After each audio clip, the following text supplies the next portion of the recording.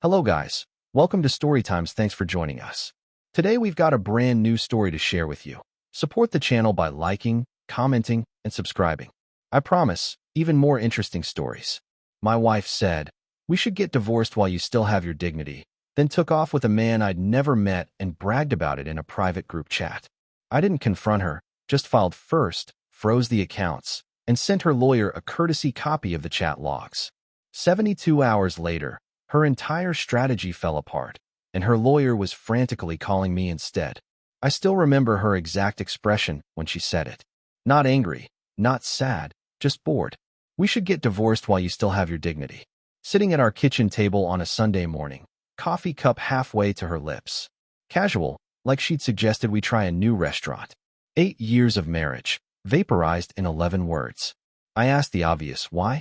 "Because we're different people," she replied, setting her mug down carefully on the coaster. "Because I want things you can't give me." She didn't elaborate on what those things were. Didn't need to. The notification that had popped up on her phone the previous night while she was in the shower told me everything. A message from someone saved as J with a black heart emoji. "Missing you already. Next weekend, can't come soon enough." I'd never gone through her phone before, never had reason to. But that night, something cold and certain settled in my stomach when she came home late from drinks with the girls, wearing perfume she hadn't put on that morning. When she left for her emergency meeting after dropping her divorce bombshell, I did what any IT security consultant would do. I backed up our home network data. Our router logs every device connection. Our shared cloud storage keeps deleted files for 30 days. Our home security system archives footage for 60 days. I'm not a jealous man by nature, never have been. But I am thorough. What I found wasn't surprising, just comprehensive. Location data showing her at a downtown hotel 6 times in the past month. Text threads with her friend Megan, discussing Jay and how to handle the exit strategy. Calendar entries labeled lunch that aligned perfectly with her phone being at that same hotel. Most damning, a private Instagram group chat with 3 of her friends that synced to our shared family iPad. A device she'd apparently forgotten was logged into her account. For months, they'd been her personal cheer squad as she detailed her affair with Jay, a CrossFit instructor from her gym who was everything opposite of boring, predictable Mason. "He doesn't even suspect," one friend asked. "Mason's too busy with his computer security stuff to notice anything." My wife replied, adding a laughing emoji. "Besides, we barely talk anymore. When we finalize the divorce, he'll probably just nod and go back to his spreadsheets." Another gem. Jay says I can move in with him as soon as it's filed. His apartment is small, but we won't need much space, LOL. And the kicker, sent just 3 days ago. Strategy meeting with Diane tomorrow. She handled my cousin's divorce and destroyed her ex-husband. Mason has no idea what's coming. Diane, her college roommate. Now a divorce attorney known for aggressive tactics against high-earning spouses. I took screenshots of everything, downloaded all the data, then carefully restored her phone to exactly how I'd found it and replaced it on her nightstand. That night, she came home late again, mentioned casually that she'd be visiting her sister the coming weekend. Her sister lives 3 states away. The location sharing on her phone that she never bothered to disable would undoubtedly show her at Jay's apartment instead. I nodded, said I hoped she'd have a good time, and went back to my laptop. The next morning, I called in a favor from Ben, a former client who happens to be one of the top divorce attorneys in the city. Explained the situation. Sent him the evidence. "Jesus, Mason," he said after reviewing everything. "She's planning to blindside you next week. Diane's MO is filing for emergency support orders based on exaggerated claims. Usually works because the husband is caught completely off guard. So what do?" I asked. "We file first. Today. And we do it quietly. While my wife was at her noon yoga class at the downtown hotel, according to her location. I signed the papers in Ben's office.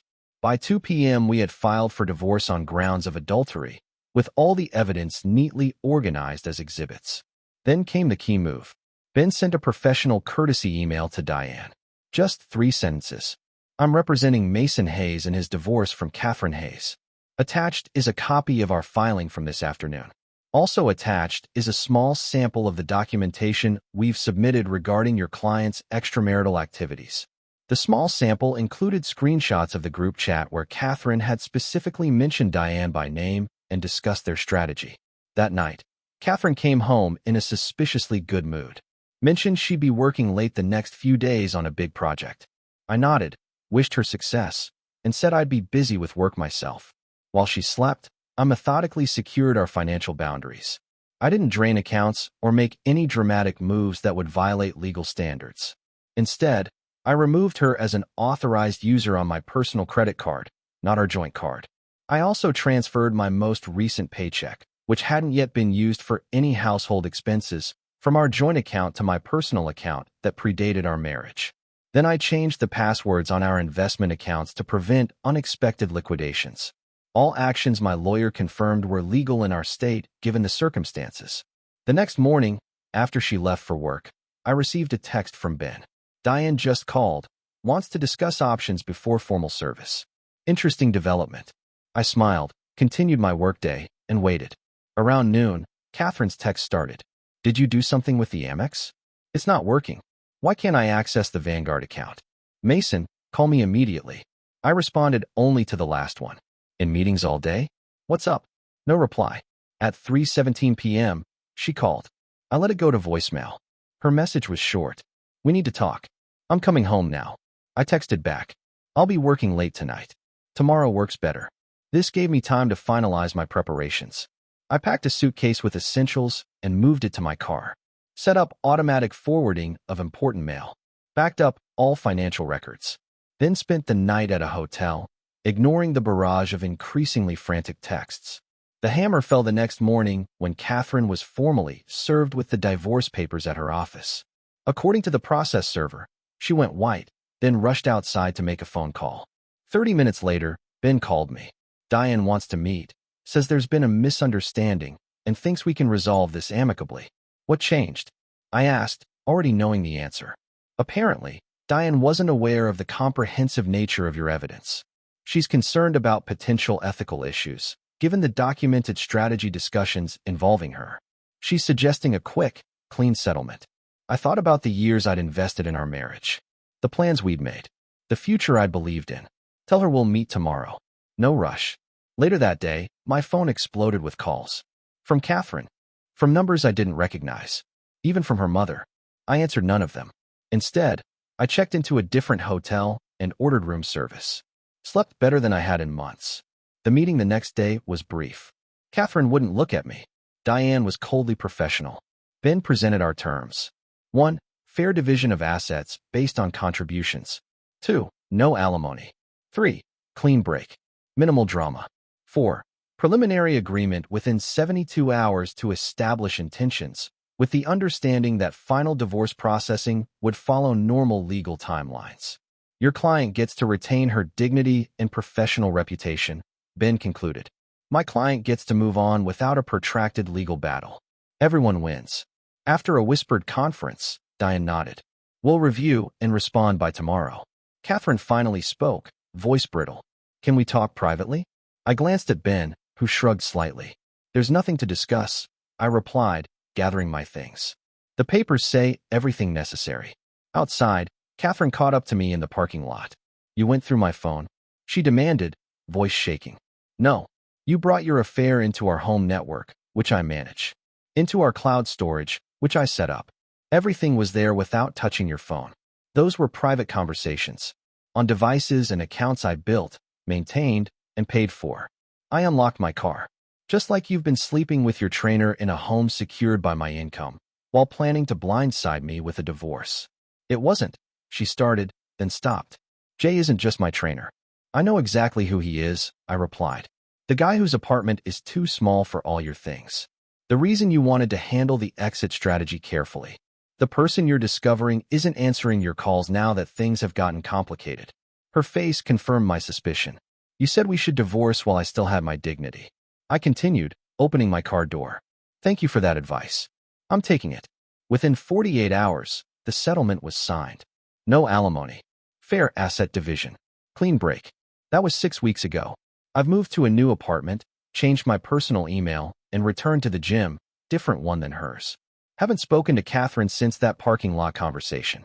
Through mutual friends, I've heard she didn't move in with Jay after all. Apparently, he's been giving her space to deal with her divorce. Translation, he wanted an affair, not a refugee. Last week, I received a handwritten letter from her, delivered to my office. I recognized her handwriting on the envelope. After considering it for a moment, I dropped it, unopened, into the shredder. Some stories don't need an epilogue. Update, 5 weeks later. Wasn't planning to post an update, but developments warrant one. First, thanks for all the supportive messages. The comments calling me cold or calculating made me laugh. When your spouse is plotting to blindside you with a divorce while sleeping with someone else, calculating is the appropriate response. Several people asked about Catherine's family's reaction. Her mother called me repeatedly that first week, leaving increasingly desperate voicemails about working things out and not throwing away 8 years. I finally answered one call and simply said, "Ask your daughter about Jay." The call stopped immediately. Her younger brother, who I'd always been close with, reached out with a simple text. "I heard what happened. She's always been like this. Sorry, man. We got beers last week. He's still family to me, even if she isn't." The most interesting development, Diane, Catherine's lawyer, has been professionally impacted by the situation. Apparently, being documented pre-planning aggressive divorce strategies with someone who isn't yet your client raises some ethical questions.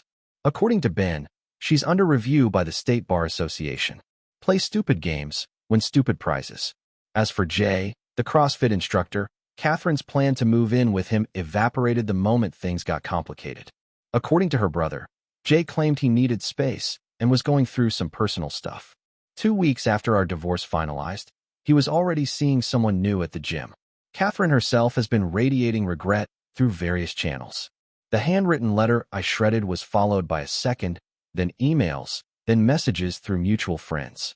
The tone evolved from angry, "You ambushed me," to defensive, "You don't know the whole story," to desperate, "Please just talk to me." I maintained no contact, not out of bitterness, but because there's simply nothing to say. Her latest approach was having a package delivered to my office containing mementos from our relationship, concert tickets we'd saved, photos from our early dating years, a watch I'd thought I'd lost during our move 3 years ago. The note attached, "I found these while packing, thought you might want them back." I donated the watch to a charity auction, recycled the photos, and moved on with my day. Some asked if I've started dating again. Not yet. I'm focusing on rebuilding. New apartment, new gym routine, reconnecting with friends I drifted away from during the marriage. Considering a career move that would have been impossible with Catherine, who always prioritized staying near her family. The divorce settlement was finalized without complications. The evidence we compiled was so overwhelming that her side had no leverage whatsoever. In the end, it was simply a matter of dividing assets according to contribution. Did I ever confront her about the full extent of what I discovered? No. The filing spoke for itself. The comprehensive evidence package said everything needed. Words wouldn't have added anything but drama. For those wondering about red flags I missed, looking back, there were subtle shifts over time, increased secrecy around her phone, sudden interest in fitness after years of hating the gym, new clothes I never saw her wear, weekend girls' trips where social media posts were carefully curated. Nothing glaring, just puzzle pieces I didn't connect until that notification lit up her phone. One comment suggested I handled things too perfectly, and this must be fake. When your job involves security and contingency planning, methodical responses come naturally. I didn't punch walls, or key her car, or create dramatic confrontations. I assessed the threat, gathered intelligence, consulted an expert, and executed a strategic response. Life isn't a movie. Sometimes the most effective action is simply protecting yourself quietly and walking away with your integrity intact. Eat it. A few brief responses to common questions. Yes, we had a prenup. It was rendered largely irrelevant by the settlement agreement we reached, which she signed to avoid the public filing of evidence.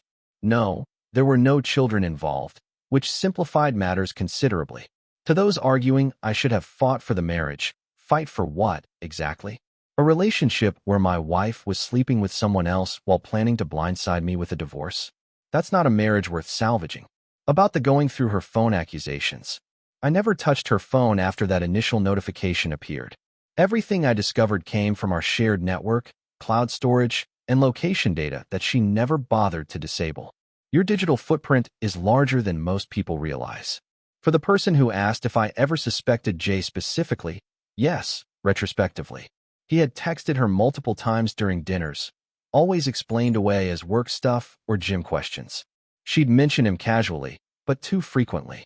Classic signs I overlooked in real time. Final thought, several messages have asked what I learned from this experience. Simple, trust behaviors, not words. Catherine said she loved me, but her actions showed otherwise.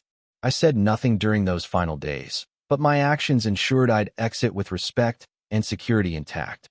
In the end, what we do matters infinitely more than what we say.